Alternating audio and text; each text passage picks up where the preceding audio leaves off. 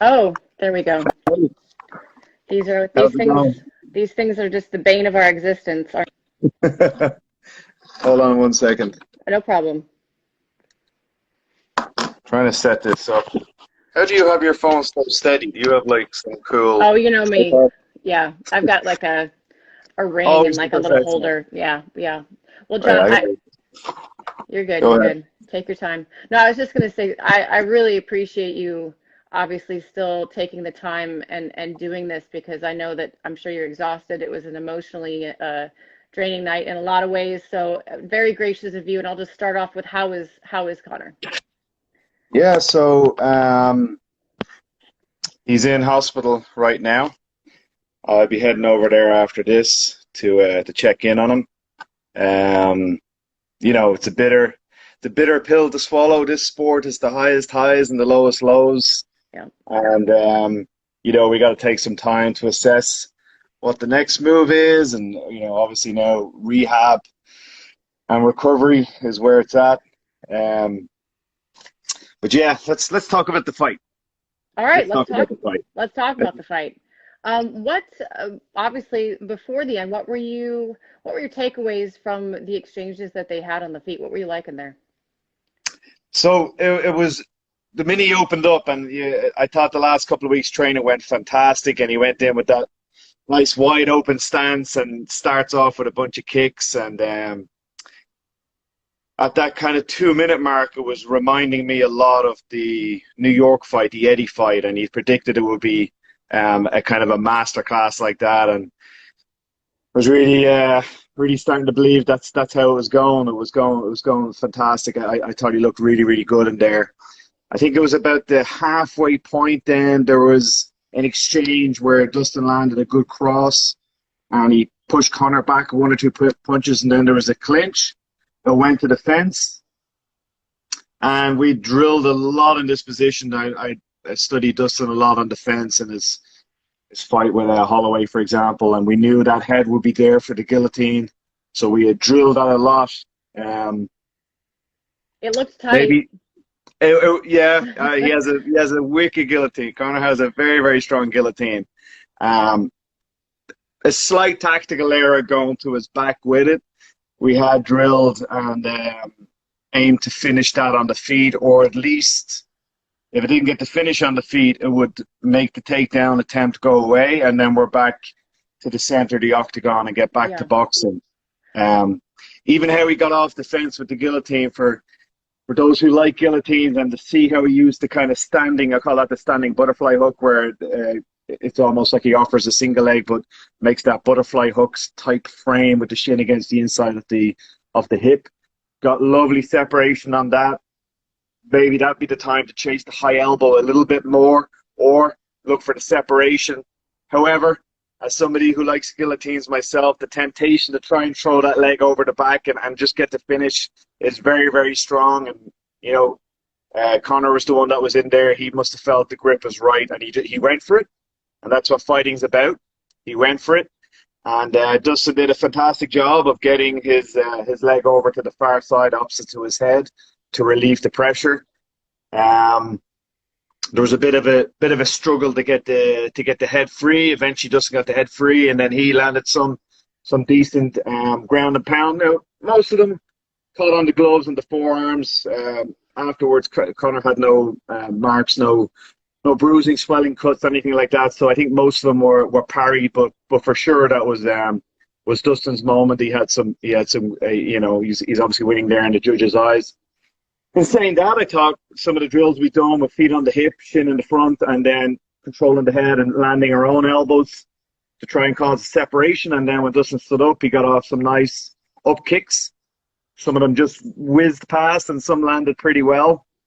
So all in all, like up until that point, let's say that's almost 4.5 minutes, I wasn't concerned at all. I was actually really, really happy, and I knew what I was going to be saying. I've always decided what I'm going to say in between rounds at about the 4.5 minute mark. So I already knew when we went back to the stool, I was going to just encourage him to keep on doing what he was doing with the kicks I felt Dustin was going to try to close a little bit heavier this time, so we would be looking to, rather than exchange a punch, just slide back, the kind of classic slide back left hand he did on Aldo, and to look for those type of techniques, slide back left cross, slide back left uppercut, and just kind of let Dustin fall into that open space. Dustin has this technique of shifting where he will change leads, going from left lead to right lead. And I felt that would be our opening there. So look, at the 4.5 minute mark, even 4:45 mark, everything's gravy. I thought energy looked good, technique looked good. Few adjustments in between rounds, and I thought round two we were well on track to getting possibly finish there, or at least keep going, keep the rhythm going for the rest of the fight.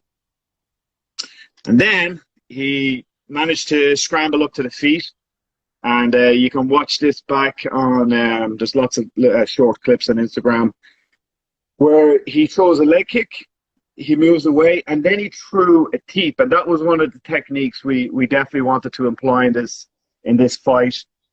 Obviously being southpaw, that liver side is there, so we're looking to teep in that area. And if you think about it, the way a teep is sort of, I think it actually does mean spear. It's supposed to go in a kind of a horizontal motion in and out.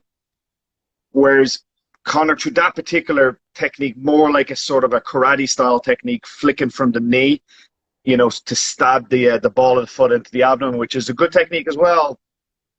But on opposite stance, when he was facing Mendes, for example, it's a bit safer because of the positioning of the elbows. But on same stance, there's a high danger of catching that elbow. And you can watch it back, you'll see that's clearly where the fracture happened. He very aggressively threw that kick. Dustin shelled with the lead hand, and the foot wraps around the knee in a similar fashion to where poor old Silva and Weidman, they wrapped their shin around the shin. He wrapped his shin around the elbow. He stands back on it, and you can see the bone almost protrude through the skin. I don't know how he didn't fall there, but he comes in then. They both exchange crosses. They both miss with their backhands. He goes to step back on it, and that's when it's that horrifying fold underneath that. Again, we've seen it a handful of times over the years, Weidman and Silva being obvious ones. And of course that's the end of the contest. So yeah, bitterly disappointed. He did everything. He did everything right. We were all very. I think it was being noted by some people, very, very quiet on social media for the last couple of months. No group training pics, videos, no interviews, no chats. We really wanted to keep our cards close to our chest. We studied this a lot. I lived with Conor for the last couple of months, and most evenings we're either physically sitting together watching fights or WhatsApp, and he's in a big house, so you got a WhatsApp on the other side of the house.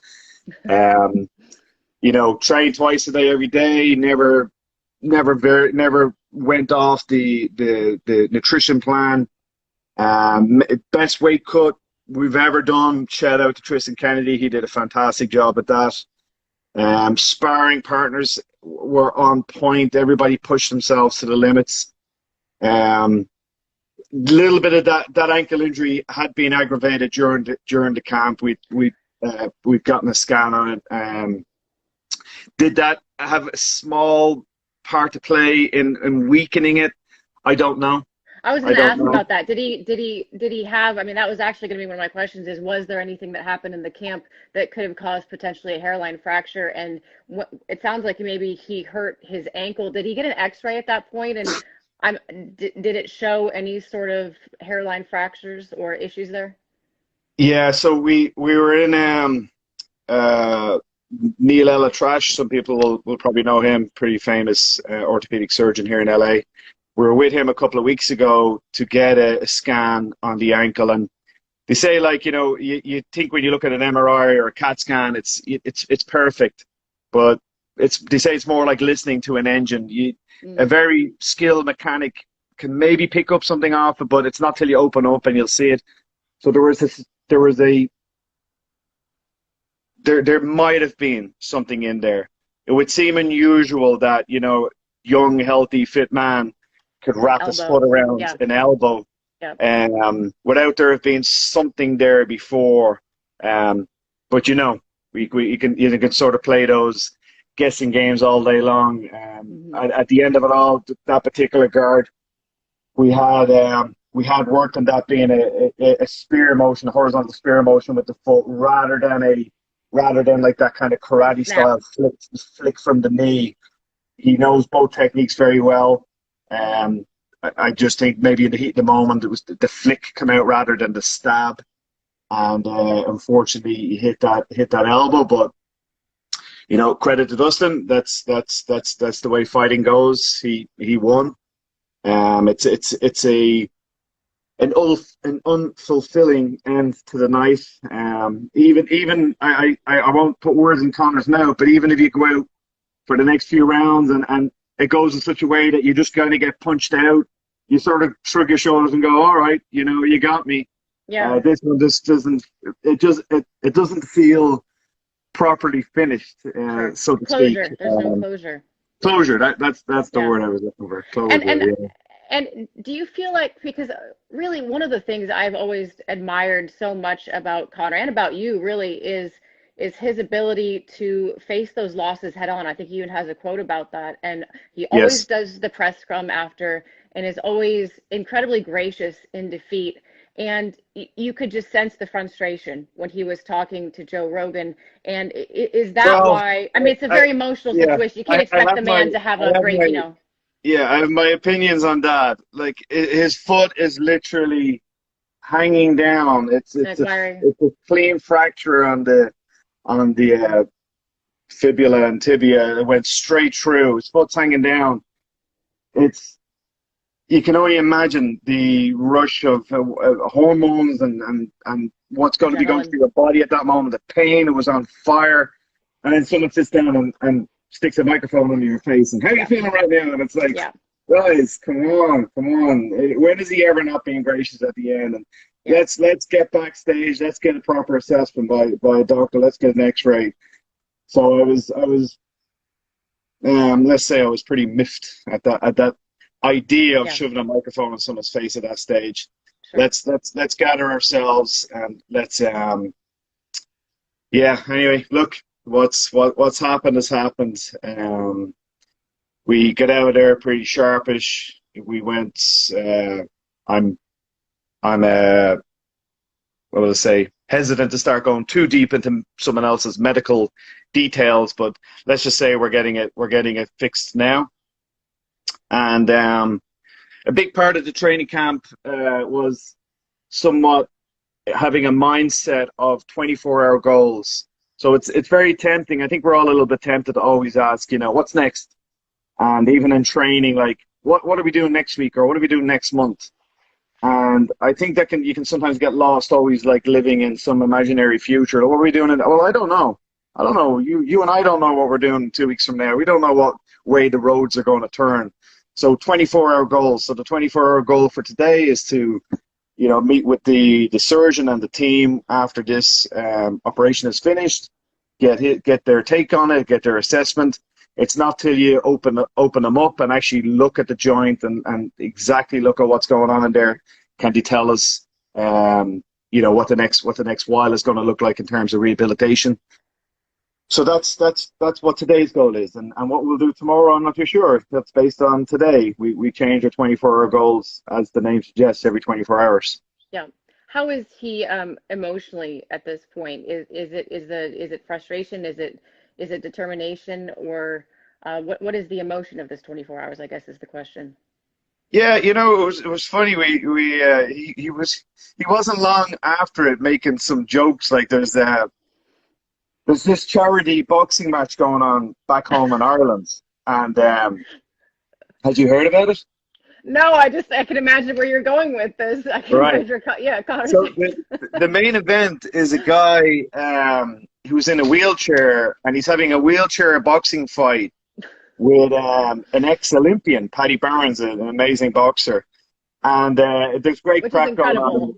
Yeah, there's great build-up going. Now the co-main event was Connor. Connor had volunteered to be the co-main event. where he was going to box. There's a guy called Al Foran who's an impressionist. You might have seen him do some of Conor's impressions. Yeah. So Conor was going to fight Conor, in the Oh co-main my event, gosh.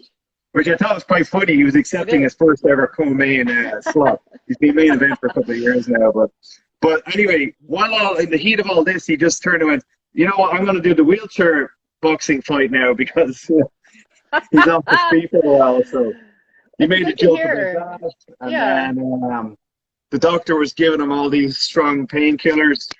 And he turned to the doctor and he goes, "Do you have anything spare there you could throw my coach's way, And then in the next moment you'll be in the dumps. It's somewhat, I say, like a major loss like this. Yeah. It's not to speak lightly about a death, but it's like the death of something, and it comes in waves, and you're upset, you're angry, you're happy, you're a bit all over the place. So. He was just being his usual self. Just he was watching the fight back, and we were looking at different parts of it. And I was telling him, let's not get too far ahead of ourselves. We don't know. Another moment in my life I would talk about would be the end of the Habib fight. That was one of the lowest moments I can remember for myself. We lost a big sporting contest. I didn't like how it went at the end, and the other things that are around that, it's not for me. Back home in my personal life, there were certain things going on within my gym and organization that were really negatively affecting me. Even ourselves, we're involved with the Warrior, and that was going okay, but it wasn't really going where I thought it would go. My point being is that everything felt as low as it could be. And now I look, and like with the Warriors that are just going crazy in the last while. I've got a beautiful son. My gym is going through the roof. You can see yourself in a point of time in your life, and you think, this is terrible. But I don't know what path it's going to knock me onto. That's going to actually end up. I look back and say, you know what, that was a positive thing. It made me make some changes. It made me go in this pathway instead of that pathway, which brought me to where I am now. So I've kind of, like, with a little bit of age and a little bit of experience, to know that, failure is not final. It's not, this is not it. This is not the end of the world. This is a sporting contest. This morning I woke up, the sun still rose. I still got to see my son on FaceTime. Orla still loves me. All the things that matter in my life are still exactly the same as they are. My family still check in on me, and that's the same for Conor. And at the end of the day, that's all that matters. The rest of the stuff that's going on around us, we'll make adjustments. We'll make changes. We've done it before. We'll do it again.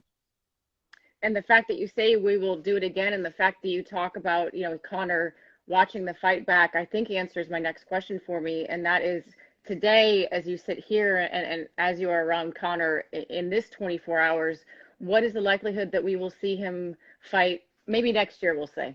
Laura, you're a fantastic interviewer. You really are. You just took my whole philosophy there of 24 hours only, and somehow made that into, can you predict the next 6 months or 12 months? That's a gift. I gotta try. You're not being paid enough. I don't know what you're being paid, but you got to be paid more. Yeah, look, it's very hard to predict what the future's going to be. Conor, I think he's always loved fighting. He's always loved competition. He's always loved preparation.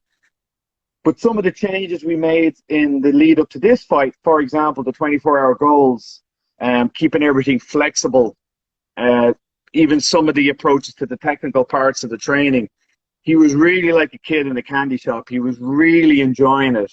Every day we seemed to be just like smiles at the end of it. And you can have all the cars and the watches and all of this in the world, but what do you really want to do? What's really enjoying? What do you really enjoy doing? And for some, that's, I don't know what it is, whether it's going out deep sea fishing or climbing or playing video games all day. I don't know. People love different things. He truly loves this, and it's hard to imagine him not wanting to come back, not wanting to do this again, because we really just got this fantastic rhythm. He's 33 in a couple of days' time. which is I believe is a sort of a physical. You're peaking at that area. Hmm. It's kind of where strength is meeting conditioning and mental and physical and spiritual maturity. Everything's coming together, and I think we've got a couple of years of this ahead of us. So if that future, which we don't talk about, but you somehow have me talking about, is is going to be that, well then great. You know, we'll do that. But 24-hour goals for today. We're gonna keep it. We're gonna keep it right at 24 hours. I know that you're taking a lot of time for us, and I appreciate that. Just one last thing, I would love you to comment on. I know you get to go back to your family now. I mean, that is another one of the positives we can take from these 24 hours. You get to go back home to your family and Conor as well. And you do have three, I believe, Wimp to Warrior sessions that are kicking off soon. So a lot to get back to, and I gotta imagine that makes you feel pretty good. Yeah, we actually so it's usually every year, every 6 month block, we run one season at a time with 50 people in it maybe. And this one we've 3 seasons running at the same time, so we've never tried that before. We were trying to catch up a city kickboxing that are kicking our ass with numbers. So we were trying to catch up with them. Darn you, Um, Eugene. yeah, he's just too good. He's just too Yeah. good. The man's an overachiever. Um, and then I roped Coach John Roddy into running some seasons too. So Ooh. actually, technically, for the first time in Dublin, we've 5 seasons because Oh my he's goodness. got 2 seasons running at the same time. So we've 5 seasons running at the same time. They actually started on Monday Fight Week. Um, so we're 1 week into it now. We did leave it open, and I think it still is open. Anybody watching this in the Dublin area that's interested in jumping in, will be kind of restarting it again next week. So there's still a couple of spaces there left, and I look forward to being on the mat with them in the next couple of weeks, and carrying on. That's what martial arts is about, and that's what we talk about. And I have a book out there, Win and Learn. So it's not win and keep going or lose and quit. That's not the mentality. So there's no point in just words. There's got to be action. So I'll be on the mat next week, and I've got some big fights coming up for. We have Kiefer Crosby and Brian Moore. I'll be back. I'm in LA now. I'll be back in LA in a couple of weeks with them. Brad Katona in Kazakhstan in August. Johnny Walker shortly after that again in Vegas. So, Yep. the ball keeps rolling. It does. The ball always keeps rolling in MMA, particularly in the UFC. That train will never stop running. John, No. thank you so much for being gracious with your time today and being open with all of your thoughts. It means a lot. And I appreciate you taking this time for Wimp to Warrior. And guys, that's it. We'll let John get back to his day there. Thank you so much, Coach. Appreciate it. Thanks, Laura, and thanks everybody for tuning in. Take Yep. care. Bye, guys. How do you get off this now?